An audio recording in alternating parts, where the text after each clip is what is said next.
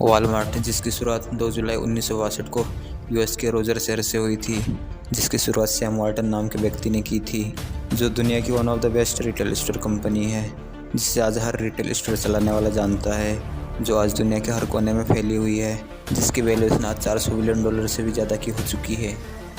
तो आइए दोस्तों, समझते हैं आज के इस वीडियो में आखिर इसका बिजनेस मॉडल क्या है, ये किस तरह से काम करता है, आखिर इस कंपनी ने पास्ट में क्या ऐसा किया जिससे आज ये इतनी बड़ी हो चुकी है।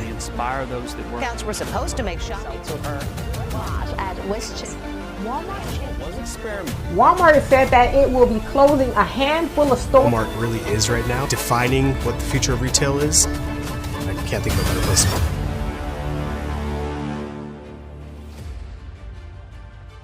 ये बात सन 1918 की है, जब पहला विश्व युद्ध खत्म हुआ था, जिसमें करीबन 2.25 करोड़ सैनिक थे, जिस युद्ध के कारण पूरे विश्व की अर्थव्यवस्था डगमगा गई थी, जिसमें 55 लाख से भी ज़्यादा सैनिक मारे गए थे और 1 करोड़ 28 लाख से भी ज़्यादा सैनिक घायल हुए थे और 41 लाख से भी अधिक सैनिक का कोई भी पता नहीं चल पाया, जिससे कि पूरे विश्व में आर्थिक महामंदी का दौर चला, जिसके बारे में हम आने वाले वर्ल्ड वॉर की वीडियो में बात करेंगे। लेकिन इसी साल एक ऐसे व्यक्ति का जन्म होता है जो पूरी दुनिया के मार्केट को बदल कर रख देता है, जिनका पूरा नाम था सैमुअल मूरे वॉल्टन, जिनको आज हम सैम वॉल्टन के नाम से जानते हैं, जिनका जन्म 29 मार्च 1918 में यूएस के ओक्लाहोमा किंगफिशर में हुआ था, जिन्होंने 90 के दशक में आते आते रिटेल सुपरमार्केट की दुनिया को बदल कर रख दिया था। सैम वॉल्टन का बचपन बहुत गरीबी में बीता, क्योंकि उन्होंने बचपन से ही आर्थिक तंगी का सामना किया था।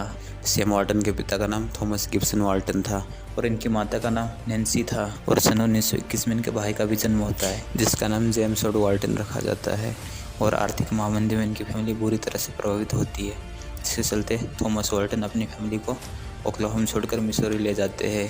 इनकी फैमिली काफ़ी तंगहाली में जीवन जीती है, जिसकी वजह से सैम वॉल्टन बचपन से ही काम करना शुरू कर देते हैं और वो बचपन से ही दूध बेचने, अखबार बेचने, खेती बाड़ी करने के काम शुरू कर देते हैं, जिसकी वजह से वो बचपन से ही कस्टमर से बात करना सीख जाते हैं और इसी तरह काम करते करते अपनी कॉलेज की पढ़ाई भी पूरी करते हैं, जहाँ पर वो जेसी पन्नी नाम की रिटेल स्टोर कंपनी से भी जुड़ते हैं, जहाँ पर वो सेल्स एंड मार्केटिंग का काम करते थे। कॉलेज के दिनों में वो कॉलेज के कई तरह के फंक्शन में भाग लेते हैं, जिसमें कॉलेज लीडर का भी रोल निभाते हैं और कॉन्टपिया मिसौरी के कॉलेज में फ्राइडे असेंबली का भी आयोजन करते हैं और मिसौरी कॉलेज की तरफ से फुटबॉल भी खेलते हैं। और 1936 में जब मिसौरी स्टेट चैंपियन बनती है, इसमें सैम वॉल्टन का भी रोल होता है और कॉलेज की पढ़ाई के टाइम में वो सेल्स की ट्रेनिंग भी लेते हैं, जिसके चलते वो कस्टमर सर्विस पर ज़्यादा ध्यान दे पाते हैं और वो ज़्यादा से ज़्यादा सेल्स को समझते हैं। और फिर 1942 में जाकर उन्हें अमेरिकन आर्मी से जुड़ने का मौका मिलता है। इस बीच दूसरा विश्व युद्ध चल रहा था। इस समय यूरोप में बहुत ज़्यादा हालत ख़राब होती है और लाखों के हिसाब से सैनिक मर रहे होते हैं, जहाँ पर सैम वॉल्टन का भाई जेम्स वॉल्टन एक पायलट होता है, जबकि सैम वॉल्टन एक आर्मी इंटेलिजेंस के कोर में काम करते हैं। और फिर 1943 में सैम वॉल्टन की शादी एलिसन रॉबसन नाम की लड़की से होती है और आगे चलकर 1944 में रॉब वॉल्टन का जन्म होता है। और फिर जब 1945 में वर्ल्ड वॉर 2 ख़त्म होता है तो इन्हें नौकरी से निकाल दिया जाता है। तब वे अपनी पत्नी के साथ न्यूपोर्ट आर्कांसस चले जाते हैं, जहाँ पर ये कई प्रकार के स्टोर का काम सीखते हैं और फिर उसी समय सेना से बचा हुआ है $5000 से, जिसमें इनका मकसद ये होता है कि ये कम दामों पर लोगों को अच्छी सर्विस दे सके, जबकि दूसरे बिजनेस ये नहीं कर रहे होते हैं, जिसके कारण इन्हें दूसरों का काम करने का तरीका पसंद नहीं आ रहा होता। और फिर ये अपने आर्मी से बचे हुए पैसों से बेन फ्रैंकलिन की रिटेल फ्रेंचाइजी खरीद लेते हैं और फिर इसके बाद वो कई राज्यों में बेन फ्रैंकलिन की फ्रेंचाइजी खरीद लेते हैं। इस बीच 1946 में, 1948 में और 1949 में जॉन, जेम और एलिस वॉल्टन का जन्म होता है और फिर 1950 में जाकर ये न्यूपोर्ट छोड़कर बेंटलविल चले जाते हैं, जहाँ पर एक छोटे दुकान का मालिक लूनर हैरिसन वो दुकान बेचने को तैयार था, जिसको 99 साल के लिए लीज पर ले लेते हैं, जिसे वो नया बेन फ्रैंकलिन का स्टोर बनाते हैं, जिसमें वो सैम 5 और सैम 10 नाम के स्टोर खोलते हैं, जिनका स्टोर की संख्या बढ़कर बाद में 15 हो जाती है। और फिर वो आगे चलकर इस बेन फ्रैंकलिन के स्टोर को बेच देते हैं, क्योंकि उन्हें इसमें ज़्यादा कुछ फ़ायदा दिखता नहीं है और इस कंपनी का ग्रोथ भी उन्हें लगने लगता है कि ज़्यादा आगे नहीं बढ़ेगा, जिसके चलते 1951 में बिजनेस रीमॉडलिंग का काम शुरू कर लेते हैं और अपनी खुद की फ्रेंचाइजी खोलने का फैसला लेते हैं, जिसके चलते 1960 तक भी वो फ्रैंकलिन की फ्रेंचाइजी चलाते हैं, जो लगभग साल में उनको $10 लाख कमा के दे रहा होता है। लेकिन फिर भी वो इसका शटर डाउन करते हैं और 2 जुलाई 1962 को अपना पहला वॉलमार्ट स्टोर लॉन्च करते हैं, जिसे रोजर्स अरकानसस में खोला जाता है, जिसकी शुरुआत वो अपने भाई जेम्स वॉर्ड वाल्टन के साथ करते हैं, जिससे वो वॉलमार्ट हाइपर मार्केट बना देते हैं, जिसे सुपर सेंटर नाम से जाना जाने लगता है, जिसके डिपार्टमेंटल स्टोर, किराना स्टोर, वॉलमार्ट डिस्काउंट स्टोर जैसे नाम रखे जाते हैं। और 2 साल बाद वो और 2 स्टोर लॉन्च करते हैं, जिसे हैरिसन और स्प्रिंगडेल में खोला जाता है, जो सैम वाल्टन के लिए बिल्कुल नई शुरुआत थी। और फिर वो बेंटल विले को अपने वॉलमार्ट का हेडक्वार्टर बनाते हैं और उसके तहत वॉलमार्ट ओक्लाहोमा और मिसौरी में अपना बिजनेस एक्सपेंड करता है, जहाँ पर वो विलेजर समुदाय को सही कीमतों में सामान उपलब्ध कराने में काम करते हैं। इन स्टोर के खुलने से वहाँ के लोग बहुत ज़्यादा खुश होते हैं, क्योंकि उन्हें सस्ती कीमतों में अच्छी क्वालिटी का सामान मिलने लगता है और ओक्लाहोमा में जीवन यापन करने का लोगों के लिए आसान हो जाता है। और इसके बाद नॉर्थ वेस्ट अरकानसस में सबसे आधुनिक स्टोर खोला जाता है, जिसकी शुरुआत वॉलमार्ट 2 साल तक बिना लोगो लॉन्च किए करता है। और फिर डॉन व्हिटेकर को मैनेजमेंट के लिए लाया जाता है और बॉब वोगल को भी स्टोर के लिए लिया जाता है, जो कि आगे चलकर वॉलमार्ट के विस्तार के लिए बहुत ज़रूरी होता है। शुरुआत में वॉलमार्ट में कुछ मुख्य चीज़ें जैसे कीटनाशक, लालटेन, खेतों में काम करने वाले औजार, इस तरह की चीज़ों को रखा जाता है। लेकिन बाद में धीरे धीरे वॉलमार्ट अपने स्टोर में सामानों की संख्या बढ़ाती है, जिसमें वो अलग अलग प्रकार के सामान रखने चालू करती है।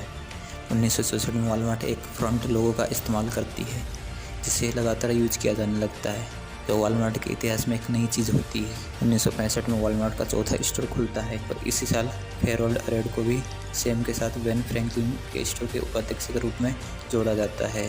इस काम में हेरोल्ड सफल रहते हैं और इसके बाद वॉलमार्ट और बेन फ्रैंकलिन के नए स्टोर बनाने में इनका बहुत बड़ा रोल होता है। इसके बाद 1966 में वॉलमार्ट का 5वां स्टोर अरकानसस और 6ठा स्टोर फैथेडविले अरकानसस में खोला जाता है। 1967 में नॉर्थ लिटिल रॉक में भी वॉलमार्ट का 7वां स्टोर खोला जाता है और वॉलमार्ट की एक धमाकेदार शुरुआत हो जाती है। 1967 खत्म होते होते इनके पास 24 वॉलमार्ट स्टोर खुल चुके होते हैं, जो करीबन उनको $12.7 मिलियन कमा कर दे रहे होते हैं। और फिर इसके बाद वॉलमार्ट डिसाइड करते हैं कि वो रोज़मर्रा की चीज़ों को भी रखेंगी, जैसे कि साबुन, शैम्पू, सफाई करने वाला डिटर्जेंट और भी कई घरेलू चीज़ें, जिन्हें बाकी के स्टोर की तुलना में कहीं सस्ते दामों पे दे रही होती है।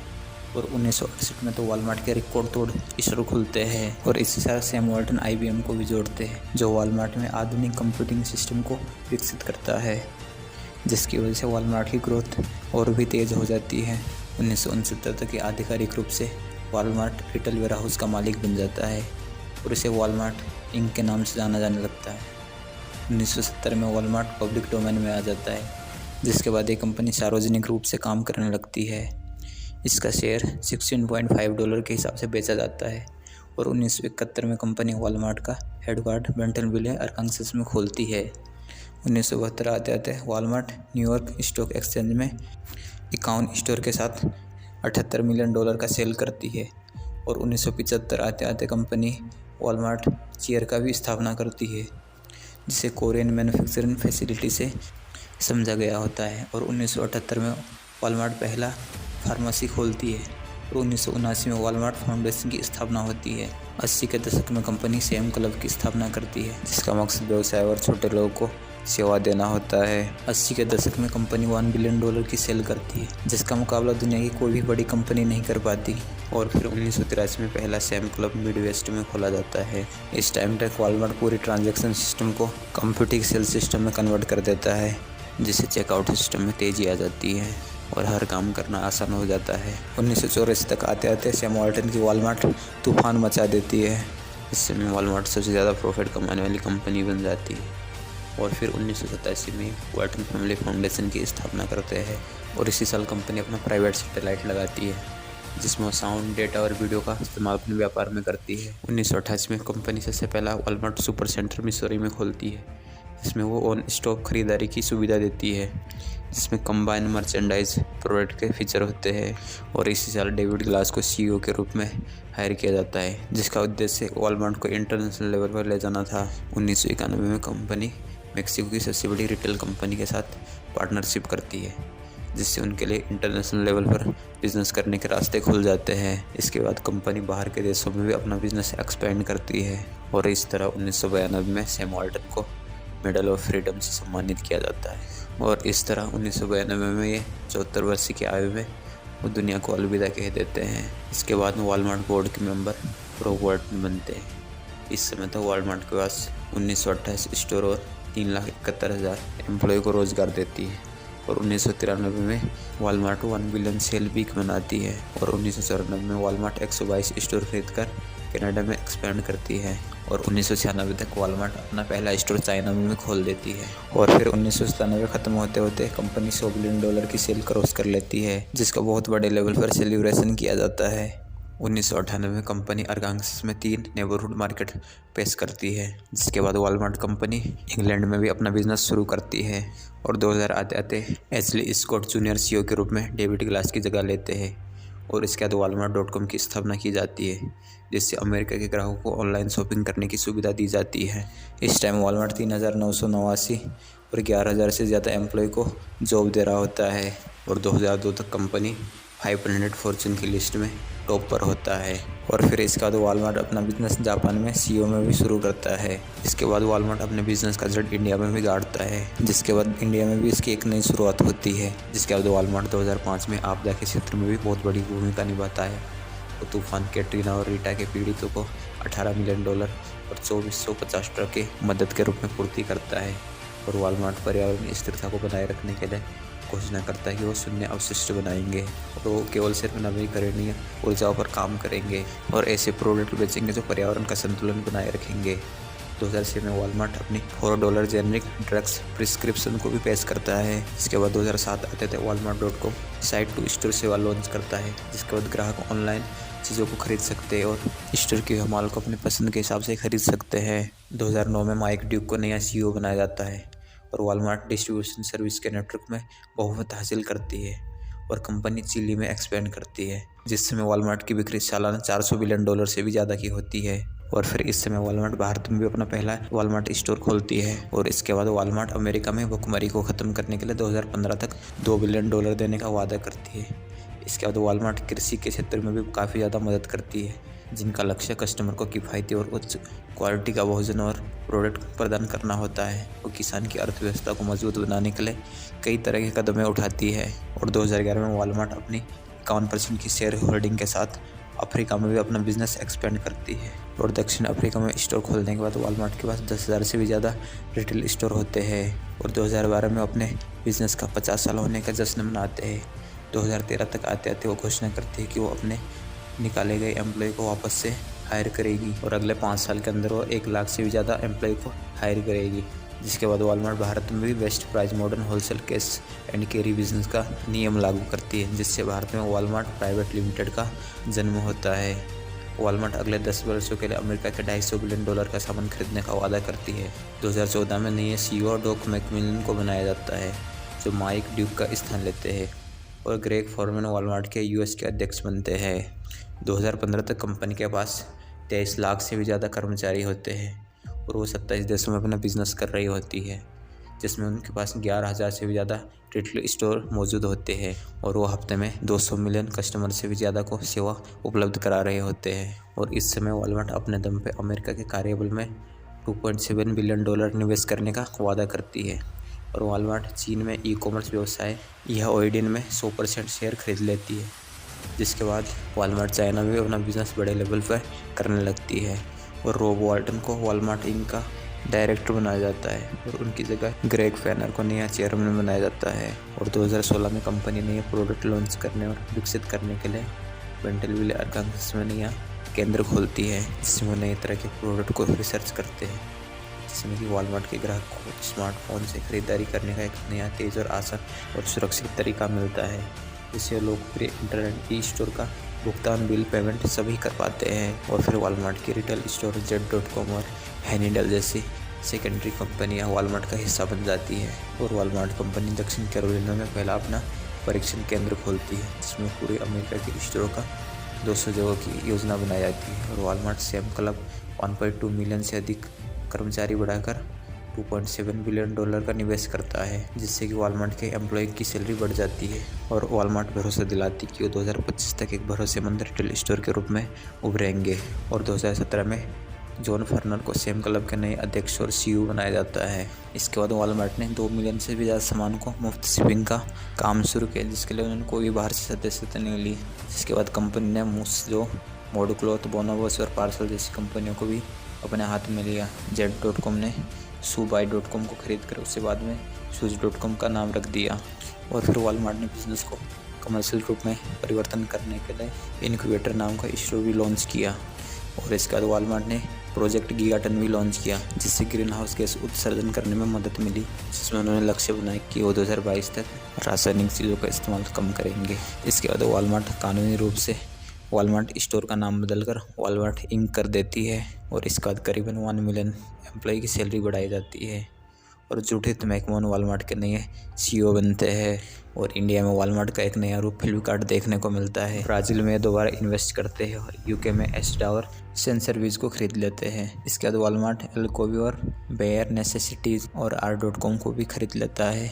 2019 में जॉन फर्नर को वॉलमार्ट CEO और अध्यक्ष बनाने के बाद वॉलमार्ट पहला हेल्थ सेंटर भी खोलता है। और फिर इसके बाद वॉलमार्ट.com इन होम डिलीवरी और नेक्स्ट डे डिलीवरी भी लॉन्च करता है। केथ मैकले को सैम क्लब का अध्यक्ष और CEO बनाया जाता है। और वॉलमार्ट एड की दुनिया में भी अपना वॉलमार्ट कनेक्ट नाम से जाने लगता है। और 2020 में कोविड के टाइम पे वॉलमार्ट पार्किंग स्थानों को स्वास्थ्य कर्मियों के लिए PPE सामग्री की सोर्सिंग भी करता है। इसके बाद वॉलमार्ट कंपनी वॉलमार्ट सदस्यता लॉन्च करती है, जिससे कि कस्टमर को अपना पैसा बचाने में मदद मिल सके। और फिर इसके बाद वॉलमार्ट जॉर्ज फ्लॉयड की हत्या के बाद नस्लीय समानता के केंद्र को भी स्थापित करता है। इसके बाद 2021 में वॉलमार्ट CEO में अपना पूर्ण बहुमत हासिल कर लेता है, जिसे 2021 में वो KKR और राकुटेन कंपनी को बेच देता है। और इसके बाद वॉलमार्ट लाखों लोगों को कोविड-19 का टीका प्रबंधन करते हैं और कई सारे लोगों को कोविड-19 की सुविधा प्राप्त करवाते हैं। इसके बाद वॉलमार्ट ड्रोन डिलीवरी फिनटेक जैसी सुविधाओं के लिए काम करता है। इसके बाद वॉलमार्ट गोला को लास्ट मॉडल डिलीवरी सेवा लॉन्च करता है। इसके बाद वॉलमार्ट लाइव वेट रिव्यू के माध्यम से अमेरिकी स्टूडेंट को ट्यूशन भी प्रोवाइड करवाता है और 100% किताबों का भुगतान एकदम फ्री होता है। और $2 बिलियन यूज करके वो ग्रीन बॉन्ड की सर्विस पेश करने का वादा करता है। इसी साल वॉलमार्ट डेटा वेंचर्स को भी लॉन्च करता है। और फिर 2022 में वॉलमार्ट इन होम डिलीवरी की सेवा 30 मिलियन लोगों तक पहुंचा देता है। इसके बाद वॉलमार्ट हेल्थ केयर सिस्टम का विस्तार फ्लोरिडा तक करता है। और इस साल वॉलमार्ट की गीगाटन प्रोजेक्ट काफ़ी ज़्यादा आगे निकल जाता है और इस साल वॉलमार्ट अपने फाउंडेशन की 60वीं वर्षगांठ मनाता है।